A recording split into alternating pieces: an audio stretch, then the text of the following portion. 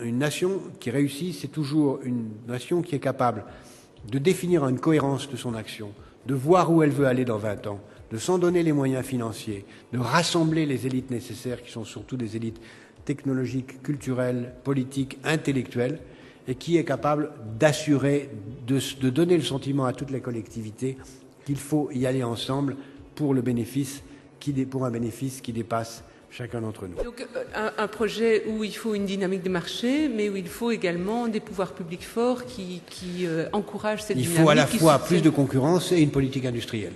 Il faut à la fois récompenser ceux qui sont les meilleurs, mais en même temps rassurer et assurer contre les risques ceux qui ne peuvent pas réussir. Il faut à la fois plus de mobilité et plus de sécurité. Je crois qu'on aura un moment où le marché sera plus fort que les nations.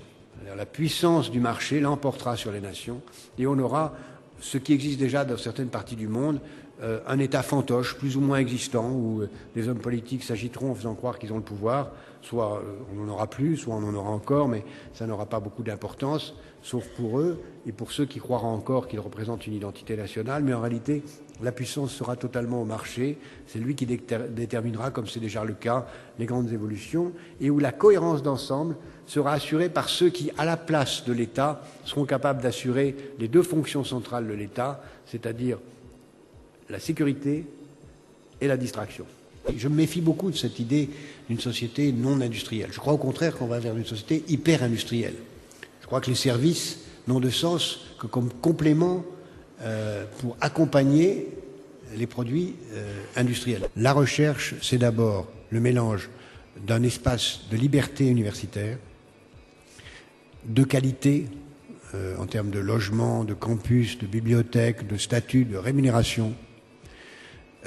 C'est des entreprises qui font confiance aux universitaires et réciproquement pour partager les recherches, partager les brevets, partager les profits.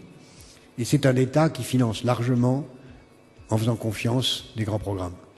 Ce qui est toujours impressionnant avec cette personnalité-là, c'est qu'il a une vision, je dirais à très très long terme, une analyse particulièrement fine de l'évolution des sociétés. Et donc, en ce sens-là, c'est vraiment très très enrichissant pour l'ensemble des gens qui étaient présents lors de cette conférence. C'est toujours très agréable d'entendre M. Attali présenter ses théories.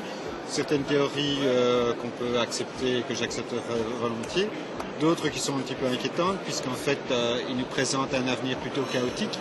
Moi, je trouve que c'est un homme extrêmement interpellant, intéressant, et ça mérite une réflexion pour chacun d'entre nous, se dire vers quoi est-ce que nous évoluons sur cette planète et quelle place donner à l'ensemble de l'innovation, la créativité, comme il le souligne bien.